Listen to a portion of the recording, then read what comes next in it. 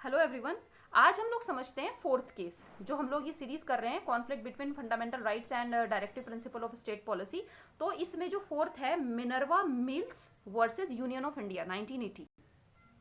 Correct. तो अब इसमें क्या हुआ है देखिए, इसके पहले केशवानंद भारती केस था। केशवानंद भारती केस में क्या हुआ, judicial review is a basic feature of constitution. Correct. और 31C जो इंसर्ट हुआ था गोलकनाथ केस में, उसका जो है एक तरीके से उसको एज इट इज रखा, लेकिन 42nd अमेंडमेंट एक्ट हुआ उसके बाद उसने क्या किया, 31C का ये जो प्रोविजन था कि 39B और 39C के साथ में सारे जो डायरेक्टिव प्रिंसिपल्स हैं उनको सुप्रीमेसी दी गई। किसके कंपैरिजन में, 14, 19 और 31 जो आर्टिकल्स थे उनके कंपैरिजन में। करेक्ट। यहाँ पे क्या हुआ, इसको जो सुप्रीम कोर्ट थे उन्होंने जो है इसको अनकॉन्स्टिट्यूशनल कर दिया, स्थिति कर दी जस की तस गोलकनाथ केस के समय की। मतलब सारे फंडामेंटल राइट्स नहीं, सिर्फ कौन से 39B और 39C इनको ही माना जाएगा। करेक्ट।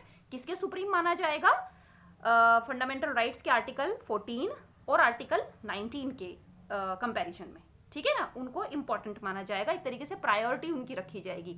अब आर्टिकल 31 का क्या हुआ, आर्टिकल 31 का ये हुआ कि ये जो केस है ये कब का है, 1980 का।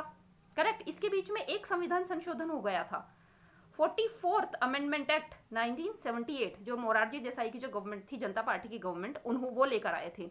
और उसमें राइट टू प्रॉपर्टी आर्टिकल 31 उसको रिपील कर दिया था। करेक्ट। तो यहाँ पे क्या हुआ, मिनर्वा मिल केस में जो है स्थिति जस की तस रखी गई। राइट। जो गोलकनाथ केस में थी, इंपॉर्टेंट ये है।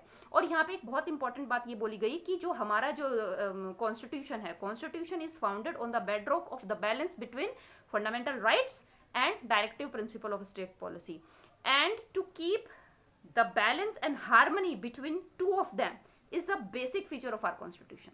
तो यहाँ पे ये नहीं है कि एक इम्पॉर्टेंट ज़्यादा है या एक इम्पॉर्टेंट कम है।